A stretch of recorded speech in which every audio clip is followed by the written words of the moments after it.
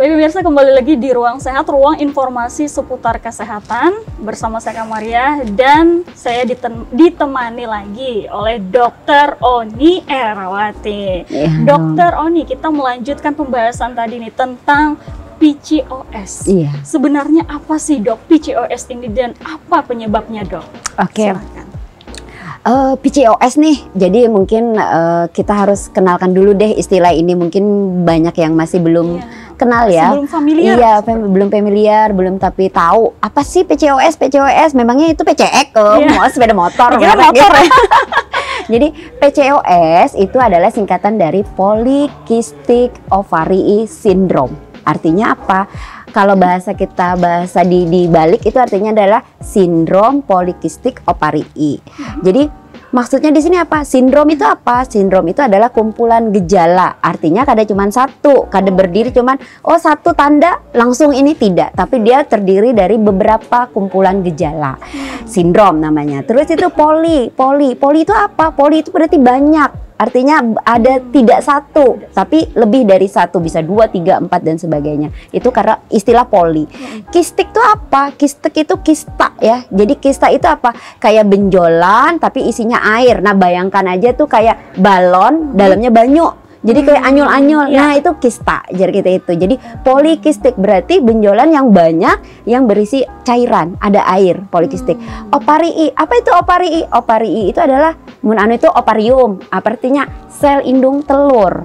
Jadi sindrom polikistik ovary ini adalah kumpulan gejala yang mana itu terjadinya karena apa? Gangguan hormonal dari sistem di indung telur. Terjadinya karena apa dok? Jadi terjadinya penyebab dari PCOS ini, nyamannya nyambat apa? PCOS apa sindrom kistik ovary polikistik? PCOS. PCOS. PCOS. PCOS ini apa? Jadi penyebabnya dari mana? Satu, kita harus tahu bahwa sampai sekarang itu PCOS ini belum diketahui apa sih penyebab pastinya, belum diketahui. Tapi faktor resikonya itu bisa terjadi ada dari dua hal. Satu adalah dari keturunan ya, jadi genetik. Apakah dari keturunannya, keluarganya itu ada yang seperti itu, ada yang mengidap PCOS sebelumnya, neneknya kah, mamanya kah, misalnya kayak gitu. Itu ada resiko ke dia untuk terjadi sindrom seperti itu juga. Yang kedua, biasanya ini adalah terjadinya karena kelebihan dari hormon insulin. Kenapa seperti itu? Kelebihan hormon insulin ini dia akan menyebabkan peningkatan dari hormon androgen. Hormon androgen itu apa? Hormon androgen itu hormon maskulin, hormon lelakian, hormon laki-laki. Sebenarnya di bebinian pun di kita ini ada, setiap orang tuh ada hormon laki-laki itu, tapi jumlahnya sedikit. Nah, pada orang dengan PCOS ini kandungan kadar hormon maskulinnya itu tinggi. Sehingga pun nanti gejala-gejalanya nanti seperti banyak hormon maskulinnya. Jadi penyebabnya itu antara dua. Jadi satu, apakah dia dari genetiknya?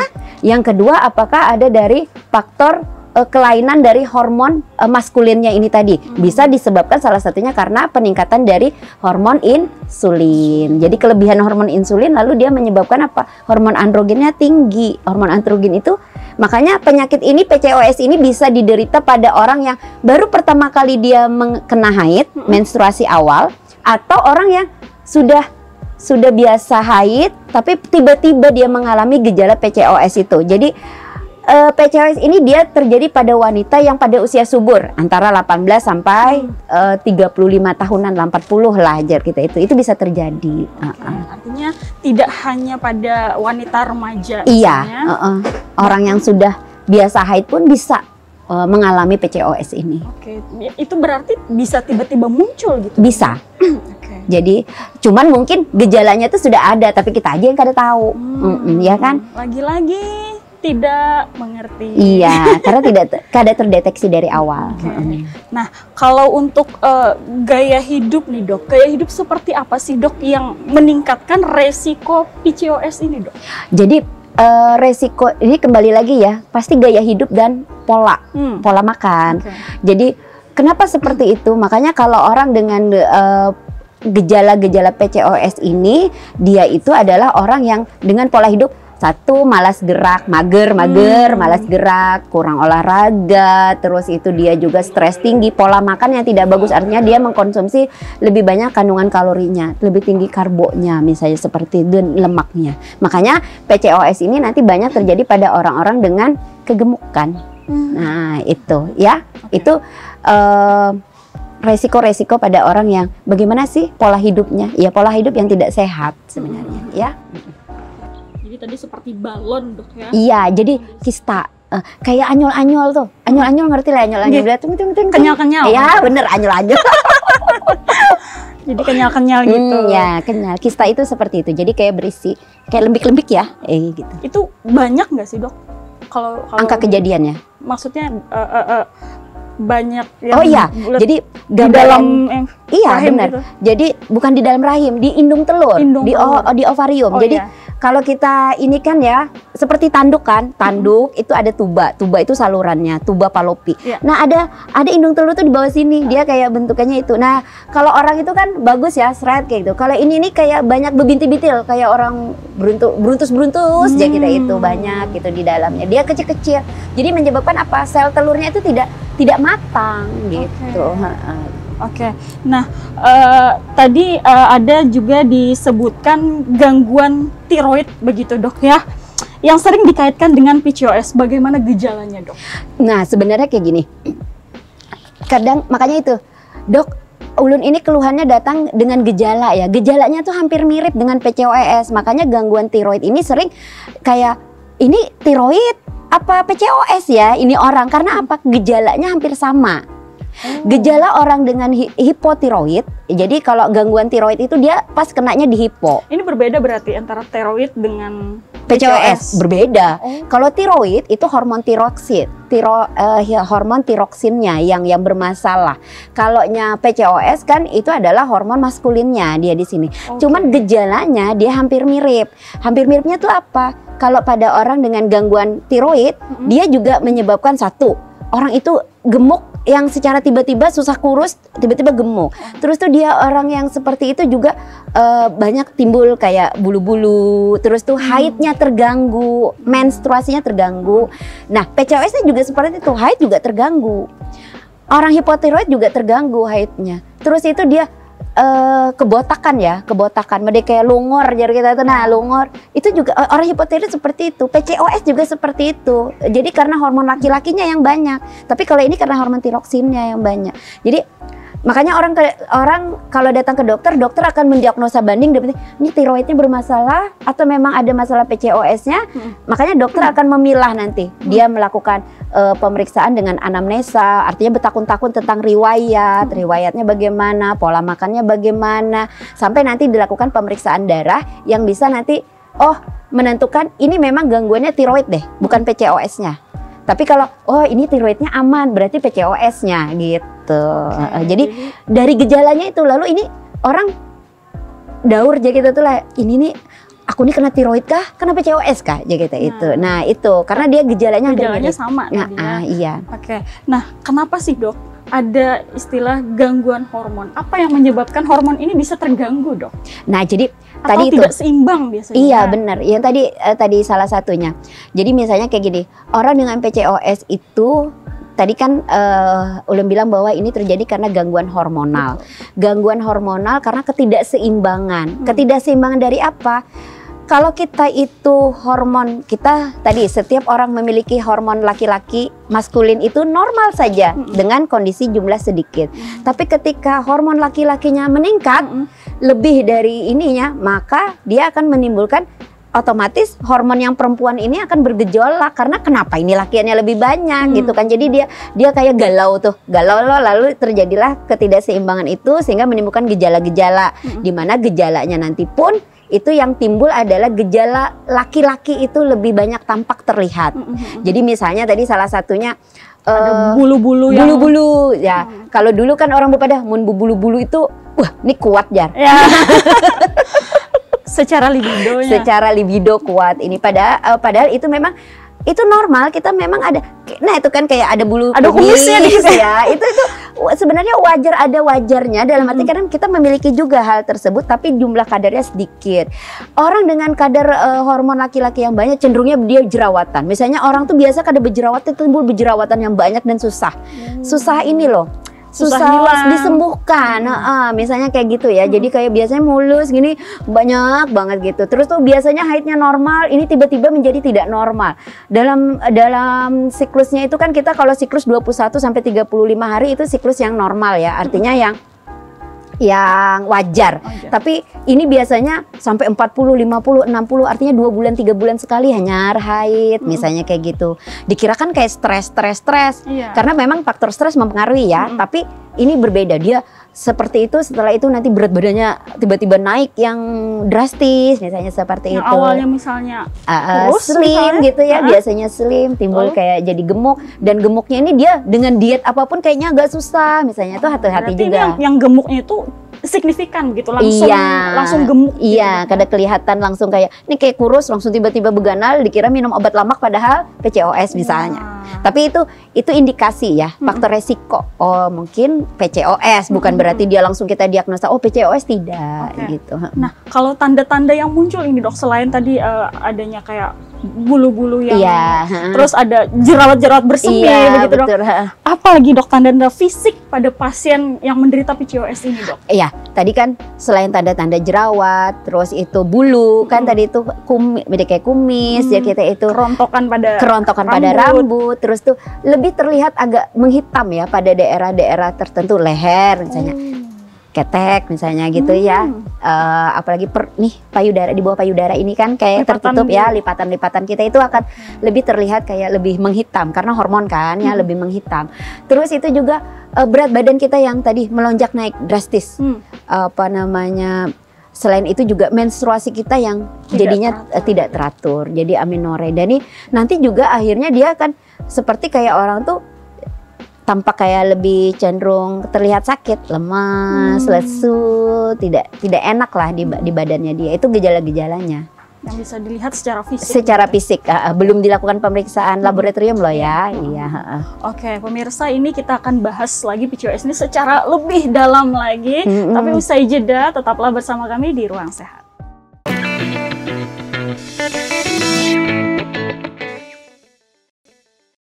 Pemirsa, kembali lagi di Ruang Sehat, ruang informasi seputar kesehatan. Kita kembali membahas tentang PCOS tadi dok ya. Nah, apakah dok orang yang perempuan yang bertubuh kurus atau ideal begitu dok ya, memiliki resiko mengalami PCOS ini dok?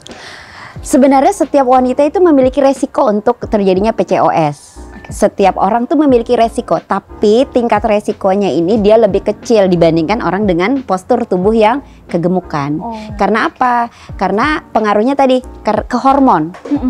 Karena kaitannya dengan hormon insulin juga masuk kan di situ. Terus itu juga makanan-makanan yang mengandung kadar gula tinggi dan lain sebagainya, itu akan berpengaruh. Makanya pada saat orang tuh gemuk, kalau orang yang kurus-kurus sih sebenarnya bisa terkena, apalagi kalau dia mempunyai bakat dari genetiknya. Tapi kalau misalnya dari pola hidupnya bagus deh, sehat, badannya oke, ininya bagus, insya Allah sih tidak, resikonya sangat kecil. Karena setiap orang berpotensi, tapi yang menentukan potensi itu kan adalah dari pola gaya hidup dan lain sebagainya kita juga gitu. Oke, tapi tadi walaupun dia kurus ideal juga, tapi ada genetik. Iya, resiko itu ada. Oke. Nah dok, kalau wanita dengan PCOS ini kan seringkali disebut bahwa sel-sel telurnya itu kecil-kecil dok ya? Benar. Nah, kenapa dok bisa kecil-kecil? Iya, jadi kayak gini. Kenapa dok kecil-kecil? Karena hormon maskulin tadilah yang menekan, karenanya kan lebih tinggi tuh. Dia menekan hormon wanita kita, estrogen progesteronnya itu, sehingga sel telur itu dia dihasilkan tapi kecil-kecil itu karena dia tidak matang, dan jumlahnya itu lebih banyak, kecil-kecil, jadi menghambat kematangan dari sel telur itu sendiri. Jadi munjer kita karena banyaknya sel maskulinnya, yang hormon maskulinnya itu akan menekan hormon yang wanitanya, sehingga yang dihasilkan juga tidak baik, artinya ya kecil-kecil tadi. Makanya banyak tapi halus-halus. Munjer kita itulah di dalam wadah tuh Kan sel telur itu satu aja sebenarnya, tapi kan bagus, matang kayak mutiara, cus. Tapi kalau yang polikistik ini banyak mutiaranya tapi kicui-kicui. Ya gitu ya. Makanya dia tidak matang, tidak subur. Makanya akan terjadi kemandulan. Oke. Karena ditekan oleh maskulin tadi Iya, ya. hormon maskulin itu Hormon tadi. maskulin itu Iya, tadi yang benar. menekan. Oke. Lalu Dok, bagaimana dengan pasien atau wanita yang mengidap diabetes? Iya. Nah, diabetes ini, apakah pasien yang diabetes ini sudah pasti PCOS, Dok? Nah, pasien dengan diabetes, apakah dia pasti PCOS? Tidak. Tidak mutlak. Tidak mutlak. Oke. Tapi orang dengan diabetes, maka dia memiliki faktor resiko PCOS-nya tinggi, lebih tinggi. Tapi tidak selalu orang diabetes itu lalu PCOS. Kalau dia orang diabetesnya itu laki-laki ya tidak kena PCOS juga kan. Karena laki-laki. Karena laki-laki. Tapi juga orang diabetes yang tipe 1 misalnya. Tipe 1 hormonnya tidak ada, jadi dia tidak juga menghasilkan yang hormon maskulinnya yang terlalu tinggi kan, jar kita itu. Tapi disinilah. Tapi kalau faktor resiko orang diabetes karena hormon insulinnya tinggi, otomatis nanti hormon maskulinnya, testosteronnya itu akan menjadi lebih tinggi sehingga menyebabkan gangguan di sistem hormon di wadah kita, bebinian gitu. Tapi tidak mesti. Tidak mutlak. Jadi ya? jangan dibilang inya diabetes pada bebinian lalu pasti PCOS. Tidak gitu. Iya, itu tidak. Iya. Oke, baik. Nah, kalau untuk pengobatannya sendiri ini, Dok, untuk wanita dengan PCOS, apakah pengobatannya lama begitu, Dok? Iya, jadi para wanita-wanita dalam artian PCOS ini memang memerlukan proses yang cukup lama ya, cukup lama sehingga terkadang orang itu merasa frustasi, putus asa karena aduh sudah lawas banar ini itu. Apalagi yang mau punya anak misalnya. Iya betul, karena kan program hamil orang PCOS berarti kan harus diterapi dulu untuk dikendalikan hormonnya. Yang namanya hormon itu kita tidak seperti semudah membalik telapak tangan. Menjer kita tuh mun gatalan diberi obat CTM gini hilang gatalnya misalnya gitu. Iya, kalau ini tidak seperti itu. Jadi kita menstabilkan, mengendalikan hormon itu memang tertentu dan di sini juga perubahan pola hidup, gaya hidup dan pola makan juga sangat berpengaruh sekali. Obat juga itu berpengaruh. Dokter akan memberikan terapi itu sesuai dengan gejala juga yang ada di orang tersebut. Misalnya nih di pian dengan di kawan pian itu mungkin saja terapinya berbeda dalam artian karena tergantung apa yang muncul juga di pian. Misalnya pian ini berjerawatan, kawan pian kada, berarti kan tidak perlu obat-obat jerawat juga diberikan ke dia kan, misalnya gitu. Tapi kalau untuk hormonalnya otomatis kita akan memberikan pil untuk memperbaiki hormonalnya dan itu cukup lama. Jadi ini memang harus rutin, teratur, harus konsul, makan juga harus bagus. Artinya kita itu mun sorangan di rumah jelas kada kawa bebarang obatnya. Jadi jangan sembarangan mengobati diri sendiri. Atau misalnya dengar dari A, B, pakai ini baik. Pakai ini baik, pakai ini baik. Ngaranya kita anak ampe, pakai beratan timbul kada ampe-ampe ya. Jadi kayak gitu. Percayakan kepada dokter untuk pian konsultasi. Kalau bisa pian datang ke dokter spesialis obstetrik ginekologi, nanti akan dilakukan pemeriksaan lebih lanjut dan diberikan terapi. Dan terapinya memang lama dan ini membutuhkan proses, namanya proses ya. Tidak bisa cepat. Ini. Oke, bisa nggak Dok PCOS ini disembuhkan, Dok? Nah, menurut literatur mungkin tidak disembuhkan. PCOS bisa sembuh, tapi kita ya sama kayak diabetes ya, tidak dikategorikan sembuh, tapi dikategorikan dia terkendali sehingga dia bisa, misalnya kalau terkendali kan insya Allah dia bisa hamil, bisa kemandulan, infertility-nya itu bisa kita tekan gitu ya. Tapi kalau tidak terkendali kan tapi bukan berarti dia sembuh. Mereka wah aku ampi dari PCOS hilang. Kada. Makanya tetap harus memperbaiki pola hidup, gaya hidup tuh harus tetap rutin karena pola hidup sehat lah jar kita itu ya. Artinya di sini tidak menutup kemungkinan kalau wanita dengan PCOS itu bisa hamil, Dok? Bisa, cuman ya itu tadi kalau dia terkendali, makanya ada dalam artian orang yang dengan PCOS dia hamil. Alhamdulillah, tapi dia juga tetap harus melakukan pemeriksaan lebih lanjut dengan janinnya supaya apa? Supaya tidak terjadi prematuritas, lahir yang tidak sehat, janinnya lahir sebelum waktunya dan lain sebagainya. Karena PCOS ini gangguan hormon dianya, itu yang harus dijaga. Jadi meskipun dia bisa hamil, tapi kehamilannya juga memang perlu diperhatikan benar-benar. Nah, bagi wanita-wanita yang kita nih untuk menjaga dok ya supaya tidak terkena yang namanya PCOS begitu. Nah, bagaimana cara merawat diri nih di rumah aja dok? Iya, nah ini kalau di rumah berarti satu, ya, ini menurut ulun lah memang pola hidup, gaya hidup, pola makan, aktivitas fisik, stres, itu memang sangat germasnya lah lagi.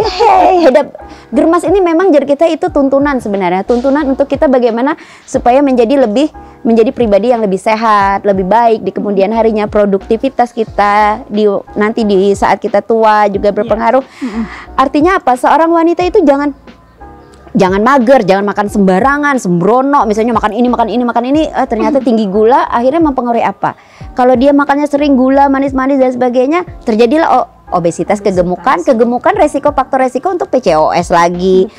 Jadi harus olahraga. Kenapa olahraga? Olahraga itu memperbaiki sistem kita, dimana dengan olahraga obat juga distribusinya lebih bagus, melancarkan ini, mengurangi kegemukan dan lain sebagainya. Jadi memang pola gaya hidup, pola makan kita harus atur dengan baik. Karena apa? Semuanya itu larinya ke sana. Penyakit yang ada ini, penyakit apapun itu pasti larinya ke situ. Pola hidup dan gaya hidup. Iya, benar. Pola makan juga. Pola makan juga. Ini biasanya dok ya, apalagi yang misalnya nih nggak ada kerjaan gitu. Iya, mager ya. Habis makan tiduran. Nikmatnya itu hidup. Sesuatu yang nikmat. Itu nikmatnya tiada tara dok. Benar. Mager aja kita itu ya. Terkadang istilah me time itu keliru di situ. Me time tuh, ini kan waktuku, aku ini sudah uyuh 24 jam, 6 kali 24 jam aku udah begawi deh seharian ini waktunya aku deh gitu kan. Padahal kita bisa mengisinya dengan me time yang berkualitas, olahraga kah, refreshing kah, stresnya kurang dan sebagainya gitu. Dan jangan mager dok ya. Iya, mager itu memang sesuatu yang indah banget ya. Itu nikmat tadi. Tapi ya itu berbahaya sebenarnya dok ya. Tidak bagus ya. Tidak bagus. Oke. Nah, untuk makanan dan minuman ini dok, apa makanan seperti apa dan minuman seperti apa yang harusnya kita hindari supaya tidak PCOS ini dok? Iya, pada prinsipnya adalah makanan yang mengandung indeks glikemik yang tinggi ya, dalam artian makanan-makanan yang kalori tinggi, terus itu juga makanan yang minyak trans, terus itu tepung yang bertepung-tepung, goreng-gorengan. Lebih baik sebenarnya kita adalah pola hidup kayak seperti orang tua kita dulu yang suka rebusan, bebanaman, apa aja kita tuh yang bakar, terus itu apa besumap-sumap. Nah, itu sebenarnya lebih bagus daripada kita digoreng-goreng. Tapi kalau untuk anak-anak susah ya. Kalau anak-anak ibu-ibu muda gitu kayak kita kan. Terkadang ini sekarang generasinya adalah generasi Royco mission ya. Jadi itu harus kita lawan dengan apa? Pola hidup. Kita lebih suka makan buah deh, kita lebih suka makan berserat deh, sayur deh gitu. Padahal kan manfaatnya banyak banget tuh. Sayur itu bikin kulit kita bagus loh, awet muda, pencernaan lancar, toksin keluar gitu kan. Maaf ya, bukan ini sih. Royco itu bagus penyedap, tapi dalam jumlah yang kadarnya sedikit. Jadi tidak setiap ini kita pakai itu gitu. Masakan sudah pakai Royco, mencok pakai Royco lagi. Iya. Mohon maaf, bukan berarti kita ini ya. Royco itu penyedap rasa. Digunakan itu sesuai dengan kadar kondisi yang ini. Tapi kalau kebanyakan juga tidak bagus gitu ya. Jadi mohon maaf, bukan berarti kita menyebut ini tidak ya. Cuman maksudnya tuh ini kebiasaan di masyarakat kita yang memang harus kita agak sedikit lebih prihatin gitu maksudnya. Jadi dikurang-kurangin aja dok ya. Iya, ayo kita makan sayur buah deh. Makan sayur, buah, minum air putih, makanan serat yang banyak gitu. Ya, kembali ke hutan kayaknya lebih bagus deh. Kembali ke hutan.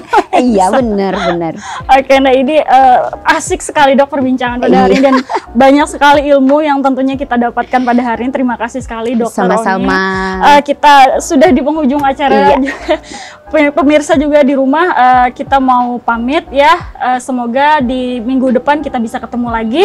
Tetaplah di Ruang Sehat, ruang informasi seputar kesehatan. Sampai jumpa. Terima kasih.